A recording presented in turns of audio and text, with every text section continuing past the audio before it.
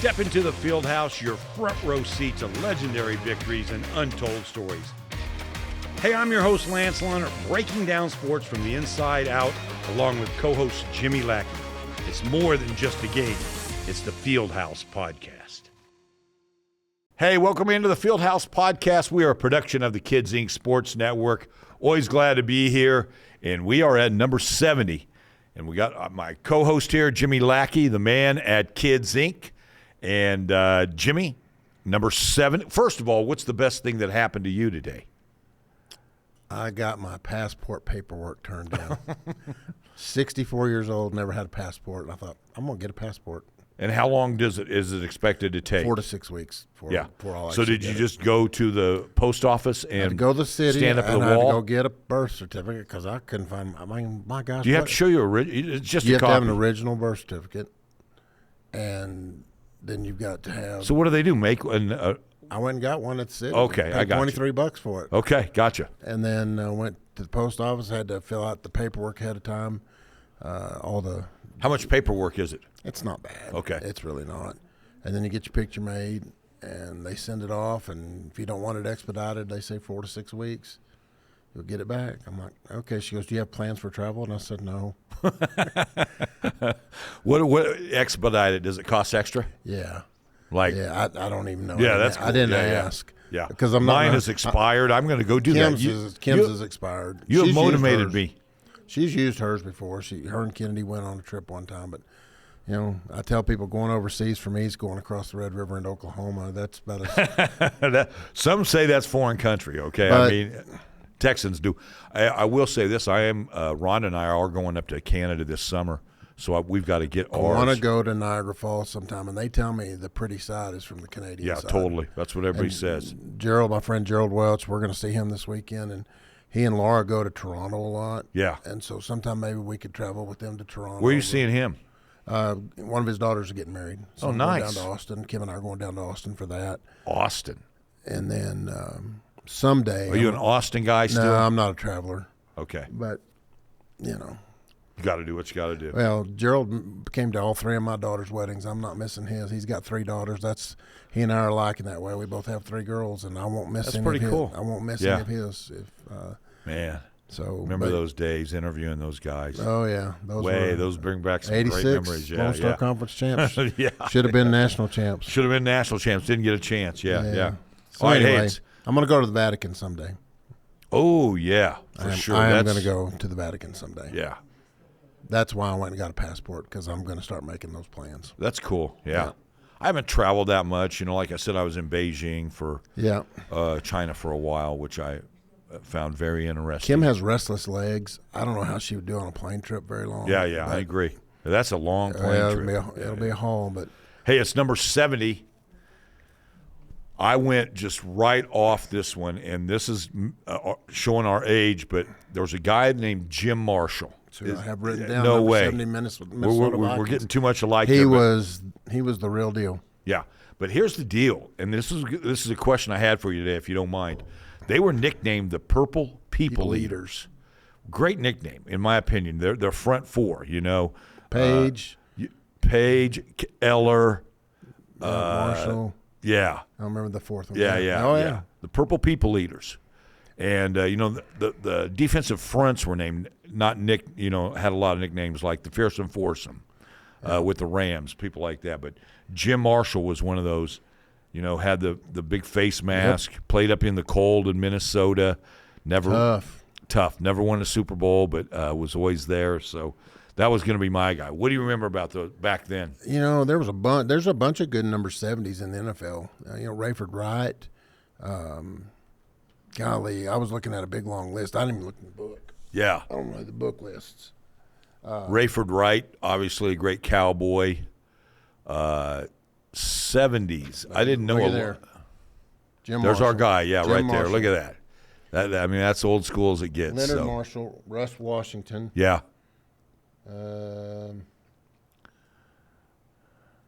Anybody else? Stepnoski. Yeah. Remember Stepnoski? A lot of Cowboys. Michael Sinclair. Yeah. Seahawks. Yeah. Rayfield Wright. Art Donovan. Wow. Raider. Yeah. He was an announcer, a very funny man. Charlie Huff. Charlie Huff. Old timer. Yeah, Sam Huff. A lot of old timers. Sam Huff. Back in the day, yeah. So we both went with Jim Marshall, but that's who I wrote down. With the Purple People Eaters, what is your favorite nickname ever? Steel Curtain. In sport, is it really? Yeah. Why is that? I was a big fan. Yeah. I mean, I don't know why. I had a Pittsburgh Steelers trash can in my room, and I rooted for them this is back in the days when they had a 14-game season, and they'd go 1-13. But for some reason, I liked them. And then all of a sudden, here they come, and next thing you know, they're real quick story, and if I've told this, I'm sorry, but when I worked in the summers, I had to give my money to my dad, and he would dole it out in the form of an allowance each week, so I wouldn't spend it all. I may have told this story. I got $25 a week, and that was a lot of money back in those days.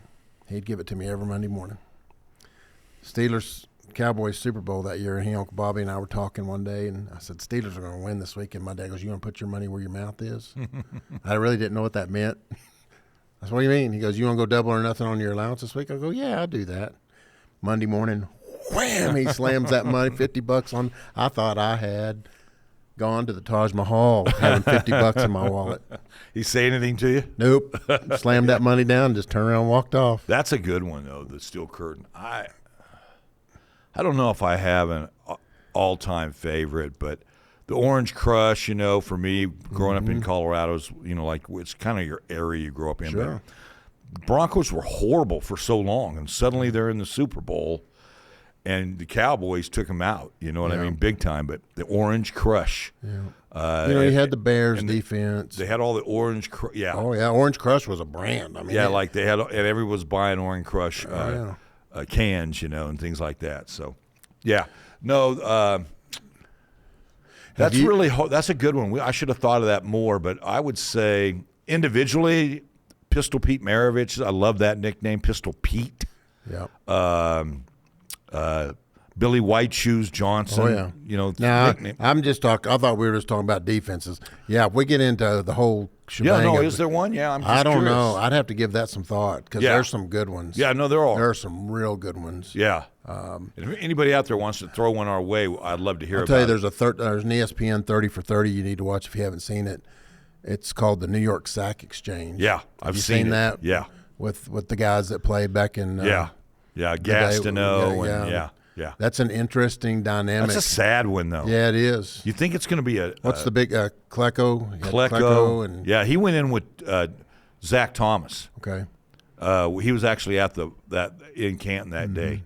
It was kind of bizarre to see it, but that's a lot of feelings in that one that weren't good. No. I didn't realize they hated each other so bad. Yeah. But the sack exchange. I mean, they made him. But think about it back then. I mean, if you see Gastineau in this 30 for 30, and then you look at him back then, he was a pretty boy. Yeah. And I will say this: how about the Fab Four? Yeah. Or the Fab Five. Fab Five. I mean, think about it. We had a kid that missed out on that by just a little bit. Brandon Smith. Brandon Smith. No, Fab Five is one. Yeah. You know what I mean? Just one that just grabbed America. Yep. Yeah. The long. I mean, everybody just thinks these shorts have always been long, and they weren't. Timeout that they didn't have. Yeah, Chris Webber with the timeout. Yeah, I like that. Maybe we'll do that weekly Once we get over the numbers, we may have to come up with a favorite nickname of a player or something. There's a bunch of those out there. That'd be a good one. That'd be a good one for us to do some you did research good on. off the top. I'm impressed. Yeah, well, there was some good ones. Yeah. I mean, there were some good ones. Yeah. Yeah, there really are when you look at it. Hey, I want to start off. You go to a lot of the WT men's and women's home basketball games. WT women are ranked number 8 in the nation. They're on the road as we speak, and they'll be back. Just 4 games left as we speak, but they've got a great chance to make a run. The Buffs are trying to get into that tournament. A very young team that's kind of hit and miss with Tom Brown, but fun to watch as well, though they don't ever really – you're like, whoa, they're going to lose this one big, and then all of a sudden they come back, or whoa, they're going to win this one big, and they give up a lead. They're kind of that type of team. But what do you take away? And I'm going to encourage people to go down. The reason I'm asking you this, Jimmy, for their last 2 home games and experience WT. They're really trying to make it more crowd friendly. I think they're working hard down there to make it an atmosphere. It's good basketball. It's good basketball. That's the bat phone. Sorry about that. That's the bat phone. That's a little loud, but I'm getting old. So That's the bat phone. It's good basketball, number one. The facility's a good environment, friendly people. But there's a lot of things. The girls, we've got a lot of seniors. Kyla Kane, I'm going to miss that kid. I don't know if she's going to have another year or not, but that kid is mentally tough as anybody I've seen. She steps to that free throw line down on our end. I just go, there's two. Yeah. You can just count them. There's two. And she's a local Wellington. There's a lot of local 806ers producing, but I'm with you. That team is tough. Yeah, the women's team this year is very tough, and by that I mean you're going to have to really play well to beat them. We've got a 6'5" freshman that can play the post, and she can shoot a three. Yeah. Henley can shoot that three. Do you think that's his best team he's had? Bless you. Excuse me. Bless you. I'm going to say. We got phones going off. We're sneezing here. We're the professionals. Just let you know we're live. I don't know. That bunch that went to the Elite Eight, that right off the bat, he had was pretty good. But this bunch, here's what I wish. I wish we could have this bunch for one more year. Taylor's playing good. Claire Graham is tough as nails. That kid is just rodeo tough. Tough. She is. I like that. And Kyla Kane is just like a deer on the court. She never stops. But if you watch Claire Graham, watch her feet. Okay. She bounces. She's just bouncing all the time. Okay. She is always perpetual motion. They're really good, and I'm so glad. Kennedy Winfrey brings a lot to the table. Tatum Bell brings a lot to the table. Yeah. I mean, they can sub Taylor and Henley and Tatum in. And Tatum's getting better and better and better. Big time. She's figuring out this college game, and they can rotate them around that perimeter, and they can really do some good stuff. And they've got other kids that come in and play too. Yeah. But it's a fun team, but Kennedy's brought a good backup to the process. Yeah, and they can hold teams to 50 in the college game, which is really low scoring. You know what I mean? For those 40 minutes. Randy Harding, golly, is she quick? Yeah. Randy and Chloe and a couple of others, they referee a lot for us. You think they had a chance to be a Elite Eight team? If everything falls, if they play as well as they can day in and day out, they can go as far as they possibly can. Yeah, I think so. They're going to have to play well. They're going to have to be They're going to have to be pretty mistake free. They're going to have to really rebound well on the offensive side of the board. They're going to have to get some offensive rebounds to come back and win. That game we lost against Eastern, we got out rebounded. We got out hustled. The thing about Eastern, when they come to our place, that's their Super Bowl, and you just have to be at top form. That's what you have to be. Everything going forward. From this point forward, you have to be at your best. And I like that. I hope the girls have a chance to host. I don't know if they will or not, but it would be cool if they got a chance to host the regionals. Yeah, no. If they finish with these, Kim and I are going down to the Lone Star Conference tournament, so we'll see. That's in Allen? It is. Yeah. No, it's actually in Frisco. Frisco now, yeah. Yeah. Speaking of that, if you don't mind, Allen, and I don't get into social media wars ever, but I do some stuff on Twitter, and somebody tweeted out about how wonderful Allen High School is, and it is wonderful at 7,000. And I just made a comment. However, I think you are missing out on participation if you cut your school in half with 3,500 students. Twice as many people get to play. Just imagine 12 to 15 varsity boys basketball players out of 7,000 students. Yep. And they justified it that all these other areas have a lot more area, like this is only 21 square miles or whatever, and that they want it that way to be the biggest. And I let people argue on it. It was done by design. There's no doubt about it. But I think they're doing their participation and injustice. And you can still win state championships with 3,500 students. Oh, absolutely. You know what I mean? It's not that was their argument. Not like it hadn't been done before. Yeah. And that was their argument kind of on Twitter. What's your thought is, are they – and it's their community, and they want this big, massive football stadium and big high school and all that. like a college. A couple of comments. I went to college, and we didn't have that many students. Yeah. You know. Well, and I was reading this somewhere back. It's been 2 or 3, 4 months ago, and I'm probably going to get this wrong. Vega High School played Frisco High School. I think it was in the 2A playoffs, and I don't remember how long ago. Wow. Frisco's got how many high schools now? 10 or 11 now. Yeah. I mean, I can They remember. had their first 6A. They have, just so you know, they went, remember the 4As, and now they have a 6A. So I can remember a couple things. Number one, we used to go, when I worked at WT in housing, we used to go to Denton every year for a conference, and they would always take us to this steakhouse. I can't remember the name of it off the top of my head, but they would cut, if you had a tile on, they cut it off, hung it on the wall. Yeah. But anyway, it was in McKinney, and we'd go that back way to McKinney. There was nothing. After you left Denton, there was nothing. Yeah. Now there's a stoplight about every mile. Yeah, I know.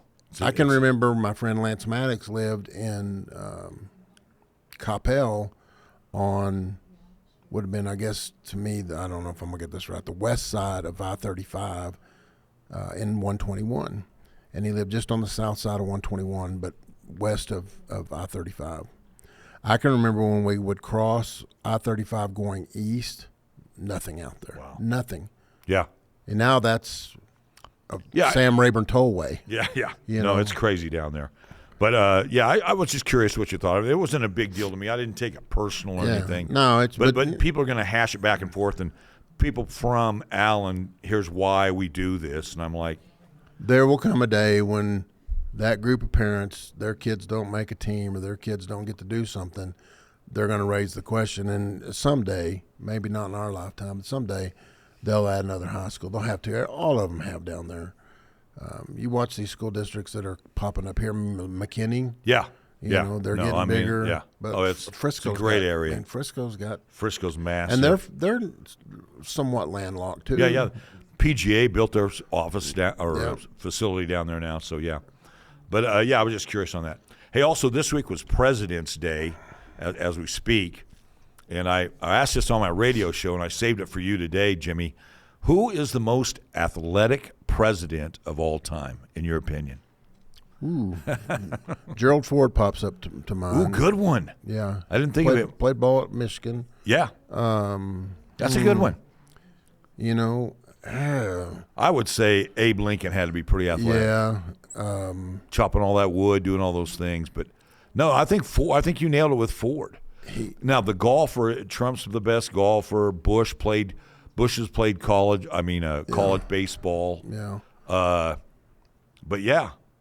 You know, barring his bad back, Kennedy was athletic, you know, swimmer. And Reagan wasn't a bad athlete. I mean, he was a very good athlete. But I suspect, and I'm just hunching here. yeah, Eisenhower probably wasn't a slouch. I mean, if you think about it, he was a military guy before. Yeah. Very, very But good. yeah, that's a great question. Probably maybe look back a little harder on that, and that'll do my homework maybe for if we're the older they were, the tougher they were. Yeah, exactly. Is the direction I'm going with that. If we're doing this next year, I'll come in with some information. But yeah, right off the bat, Ford probably be the that's one. perfect. That would probably be my first one. Yeah. Perfect. Are you still watching Olympics, and what's your thought on the way it's being covered and all that? Yeah, I watch. If it gets a little old or something I'm not real interested in, I'll flip it over to Fair enough. I'll flip it over to the Big Bang Theory. If I need to dumb myself down a little bit. But yeah, it's 2 weeks. You get to enjoy it and see some stuff that you don't see every day. I have a lot of respect for those athletes because they've worked hard to get where they are. Yeah, I do too. There's that to go off those jumps, though. Oh my gosh, there's those funnels that we talk about it all the time. Here's all these kids ain't kids and all these youth sports, and then you get them into junior high and it filters down. You get them into high school, and then you've got all these ones that want to try to go to that next level, and that funnel is so tight. Well, you can just take that funnel tight right there and make it even tighter to get to the Olympics. I like that. Think about Michael Stigler. A kid from Canyon had a chance to go to the Olympics, clipped that one hurdle coming down the backstretch, which the backstretch was his best part of the race. But it was just enough to put him in fourth and miss those Olympic trials. And, it's that much. Very well said. And my other thought is, Jimmy, like a lot of these sports, even track, this is their moment in the sun. You know, like NFL guys or MLB guys or NBA guys, you know, they seem to always have another game or another year to maybe win the championship. Their window is so small, these athletes. There's so much pressure on them. Yeah. We saw the quad god, you know what I mean, he melt. Yeah. It happens. But got up went over and hugged the winner. I mean, at 21 years old. I'm a huge fan of his. I'd have been off the stage and crying like a little bit. Yeah. Beating my head against the wall. Yeah, me too. And I would be just in tears. Yeah. I'm that emotional. But that's my thought is, you know, when you're on the luge, you see the emotion when they are on that stand. And I've always thought how cool that would be to be standing there, Jimmy, and getting a chance to hear the national anthem. Yeah. And you're the reason. The lady that won the other day and her kids are out there with her dad. Yeah. So that's my thought on that. Like, this is their moment. You know what I mean? Fair or not, that they have to wait 4 years, and some of them age out. You know what I mean? Here's what I don't like. You go ahead. Kid, our skater, the quad god, I saw it on a news feed 4 hours before he came on prime time for us to watch it. So I already knew something. I knew he screwed up somewhere. Okay. You know, and you mean I want to see it live too. I don't want to know beforehand, and somehow I saw it. Yeah, I agree. Oh no, I agree and so for the next 4 hours, I'm going. I don't know if I want to watch this. Yeah. Something's not good. Yeah, but I thought, okay, he got a silver or a bronze. He got 8th. You know. No. I mean, he just. Yeah. So. I mean, he was guaranteed second, basically, even if he barely. Did his thing. So, yeah. Speaking of NBA All-Star Game, not a fan anymore. I think I want to see the best of the best out there dunking. I want to see the names out there. And it's a no-name dunk contest for starters. Mm-hmm. Even for loyal NBA fans, they got to kind of search their, hey, where's this guy playing right now? What 12th man is he or whatever? Yep. And then the game itself, just go play. These are the greatest basketball players in the world, Jimmy. We want to see you just play the game that we love to watch. We don't need gimmicks. Just go play a game. I'm okay with no defense or no one getting hurt, you know. But just go play a basketball game. Yeah. We don't need, for the first 20 minutes, it's this, you versus this. And then the next 20 minutes, I'm like, no, just go play a basketball game for us. Yeah, I'm in that funk right now where – football's over, and that's fair enough. I love to watch football. I can't get enough of it. Olympics will be over, and baseball gets started, but the early part of it I don't get real into. Yeah, Masters will be coming up, March Madness will be coming up. Those will be things that I really get into. Yeah, I like that. But man, for me there's lots of gaps, and football not being around back till it's a massive end gap. of July or August. Yeah. That's tough on me because that's the things I enjoy the most. I had a good golf tournament. I did watch Pebble Beach golf tournament the other day. How about getting a chance to play there? Oh my gosh! I looked it up. What is it now? $525. But teeing off on 18 with that wind blowing. Did you see where he was hitting from down below? Yeah, it's just another day in Amarillo though. Okay. Yeah. Especially yesterday. I got a feeling it's a little chillier with that water out there. Well, there's an ocean that you get to look at too. Yeah. So yeah. I love that. Ryan Palmer was in town last week and had a chance to make an announcement that he will be playing in the Korn Ferry. How cool is that? Saw that. He's turning 50 in September, so he will join the senior tour right away. But in June, you get a chance to watch him here in a legit tournament, the Korn Ferry. Everybody's excited about that. I just want to give him a shout out here on our show. To say, look, he doesn't have to do this. You know what I mean? Because these guys are really good. So he could go out there and get his fanny kicked, or else he could win it. You know what I mean? He could. But for him to participate in the first Korn Ferry here, real big tournament we've had here in a long, long time, I really admire that. And he officially, how cool is this? He was the first one to officially enter it, yeah. Yeah, with whatever they got to fill out and all that. And they had it up there and all that. And I think he's a great ambassador for the Korn Ferry. And anybody want to go out and watch a really, really great player who I think it's going to be a great opportunity. Where do you think he is? I just pulled it up. Where do you think he is on the all-time career leading money leaders? I think I know this one. 44th. It says 45 today. 45 today. 33 million. 33 million. Okay, now I'm going to go way down because I know it's going to be way down here. You looking at Nicholas or Palmer? Nicholas. Last time I looked, he was about 280. I bet he's even farther down now. Yeah. So yeah, they didn't think about it. Think about the commercialization of the game. What these players have brought. Scotty Scheffler's already second. The parody that we were just talking about that off air. How the parodies changed. Yeah.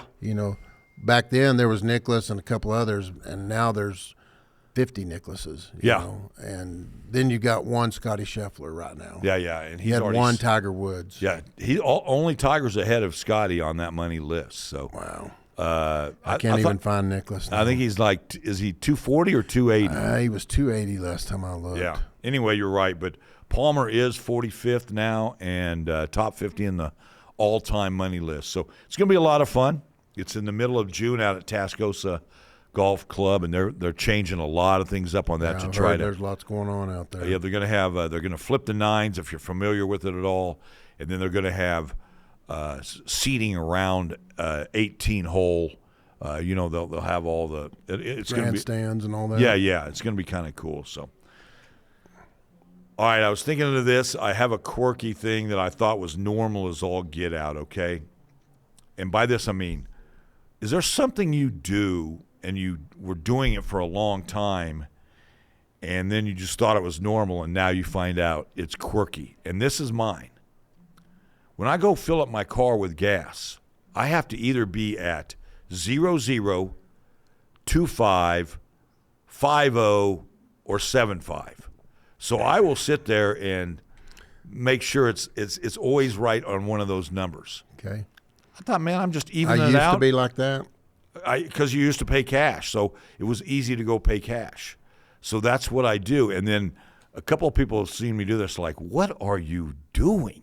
When it just clicks off, they just say it clicks off. I said, nope. Mechanic told me one time, when it turns off, stop, because you don't want that last little bit hanging up in the top of your deal.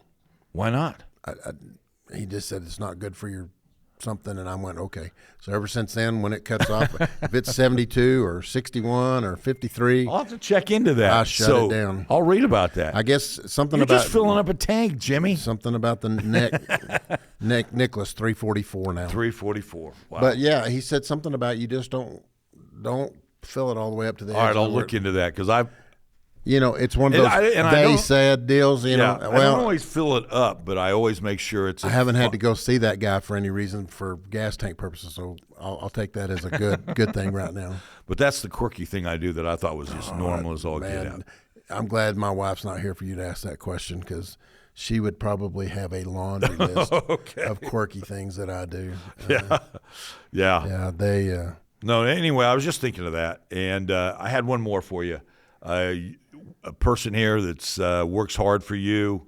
We got to give him a shout out today, Jerry Branch. He's going into the National Softball Hall of Fame, and not very many people get to do this. I think they put in 10 a year, and this is the national one. This just isn't a local or a Texas. So wanted to give Jerry a shout out. I think it's the USSSA Hall of Fame. Yeah. He told me about it, probably about a month ago. Yeah. And what do you think? Yeah, I mean, he's put in a lot of time and effort into that stuff, and Jerry, he knows that stuff. Yeah, and so he's like me. It's like okay, whatever. Yeah, no, he was whatever. It's cool. Yeah, it's cool. It's cool. He's still out there pitching, and yep.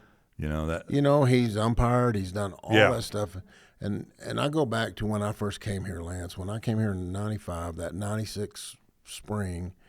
We had 180 USSSA softball teams in session.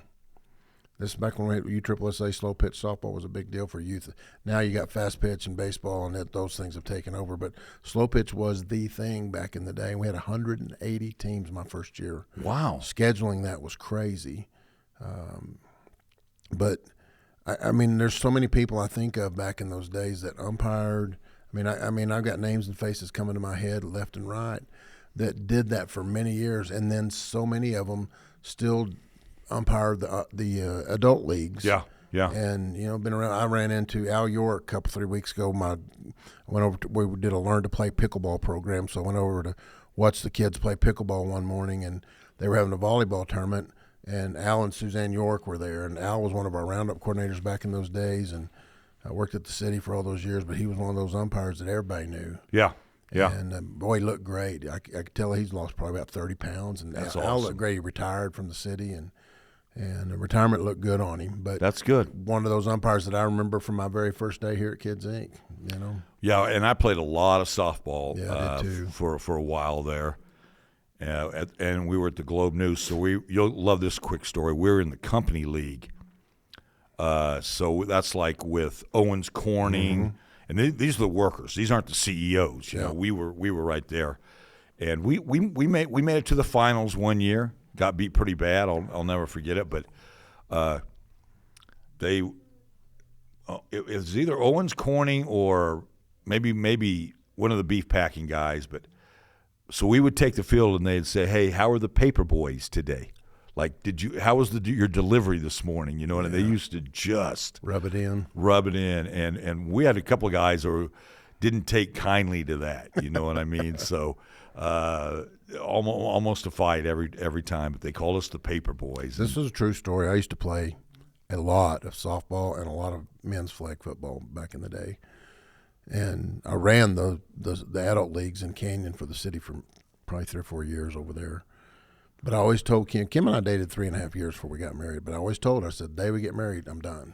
Really? She goes, why? And she goes, I like going to the games. I said, when we get married, I'm done. Wow. And she goes, I want to know why.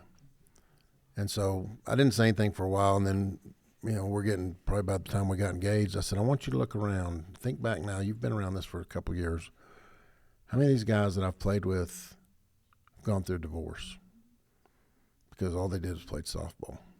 Yeah. Or all they did was want to go play flag football. Or all they wanted to do was go to the bar when it was over. Yeah. And I said, I'm done. Yeah. When we get married, I'm done. Wow. And I did. I mean, that's when I got fat and old and all at once. But, back before then I was fit and trim. But I did. I quit playing. Awesome. I quit playing all that stuff because the other was more important to me. And I grew up in Dumas with some guys that were really, really good. And the same thing, this team that played all over the country, they were a national team in Class B. I mean, there were some hosses on that team. Yeah. We've had some But I know 8 of them that went through divorce. And Yeah. I just wasn't going to be in that statistic. I've managed to hang on to my first wife for 37 years, and I'll hang that hat saying maybe part of that was because I gave up some of that other. I like that. I like that philosophy. I've played in every decade of my life because you played fast pitch in Colorado. Yeah. And so I'm probably going to play one more game in my 60s. They do have a, like a. Do you play in the senior league? No, I do not. But I may try out for a team and do it. But I was going to mention that. How cool is that, Jimmy? Every Tuesday, these guys show up. Speaking of those guys, and they have 14 teams now of seniors, and you're not required to run. I think. Now, they have a couple. If you want to get serious, they do go play in some big tournaments like the 50s or the 60s.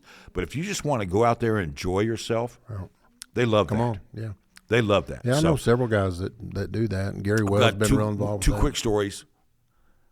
19-year-old coming back from college for the summer. My dad was a really good fast pitch, like a third baseman, shortstop, second baseman type. So I was coming back, and I played high school ball, so I was okay. They put me on the team, and we're in Pueblo, Colorado, and I've never played third base in my life. And you got to move up. Yeah, at that time, they had you halfway almost in the line. Yeah. Guy hit a ball, and I did not. It would have killed me. It hit me right here, and left the stitches mark probably for almost a month. And I couldn't breathe normal for about a month. Yeah, but, probably Dudley Red Dot tattooed right in the middle of your chest too. Yeah, but that was my Pueblo experience. And then the last time I've been on the field, believe it or not, I'm playing out at Martin Road.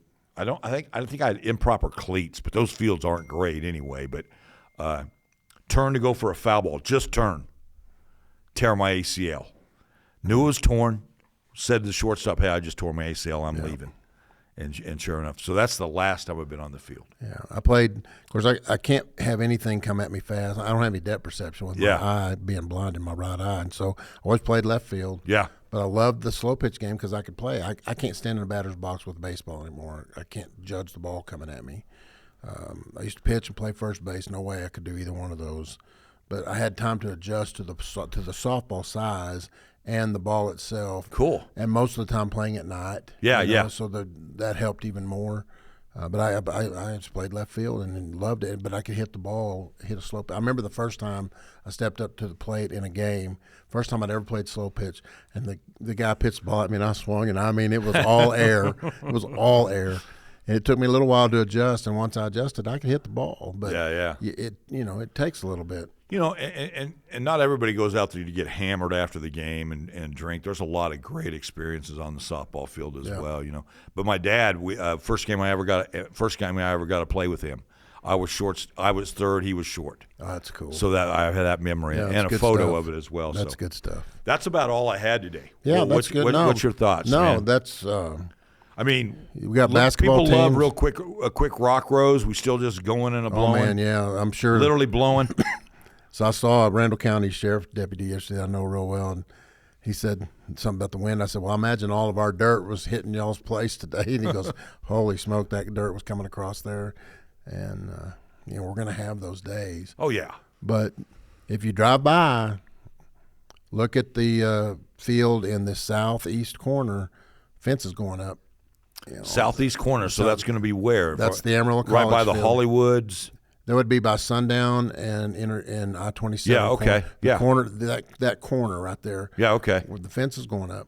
Wow. Yeah, and so, you can't see what I got to step on it for the very first time a week ago Thursday. Well, yeah, a week ago Thursday. And I spent the next 24 hours in my head going, I still can't get over how big it is. Yeah, it's massive. I mean, I drew this thing. Craig and I sat in hours drawing this deal. But I literally stood down. We were over on where the flag football and soccer fields will be, and we were down on the north end. And I'm looking down to that south end. It is a long ways down there. And then I look from where I was standing across to where the most southwestern baseball field will be. Uh-huh. It's a half mile as the crow flies. When you step out on it. That's going to be all turf, when you when you step out on it, it's massive. Yeah. But when you get out there and I get up on it, you can see, and we've got drone shots, you can see all 8 baseball and softball fields are cut in. I mean, you can see where they are. Wow. And now they're starting to cut in ditches to put the fence in. They're putting utility lines in to get the poles for the lights. Yeah. They're digging the footers for where the big pavilion's going over on the multipurpose side. I really believe 30 to 45 days we'll see turf rolling out. Wow. Lots of it, but they were putting the rock and liner down on the big baseball field, which we built the size of Hodgetown. So the field itself is the size of Hodgetown. Yeah, that's way cool for high school and college ball. And I do the announcing out there, like now batting, so and so for Amarillo College baseball, and those guys are, especially the coaches. I'm just telling you.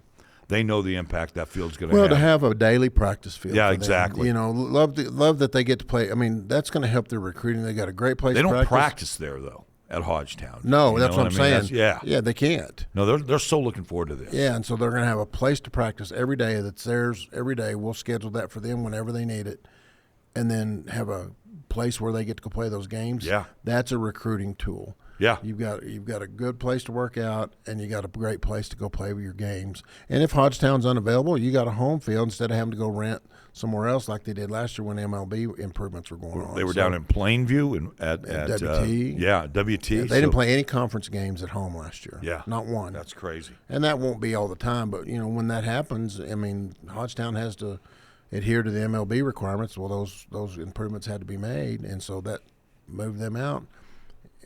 It's going to be really nice. I've been talking to a couple of private schools about possibly, playing some of their football out at our place, and cool. So that facility is going to offer that instead of them having to invest money that a school their size really doesn't have. Come rent a field from us for pretty dirt cheap and save that money for your students and those things. Those are kind of partnerships that we're going to be. That's going to be the kind of the icing of the whole rock roast, in my opinion, is we think it's just going to – a lot of people are going to be able to use it. Oh, yeah. That's what's cool. That's the whole plan. Yeah. So, all right, man. Good Yep, stuff today. thank you. All right. If you have any ideas on nicknames or whatever, let us know when you see us out and about. And we cannot thank you enough for checking the Fieldhouse Podcast out. We are a production of the Kids Inc. Sports Network. And like I like to say, we'll see you when we see you.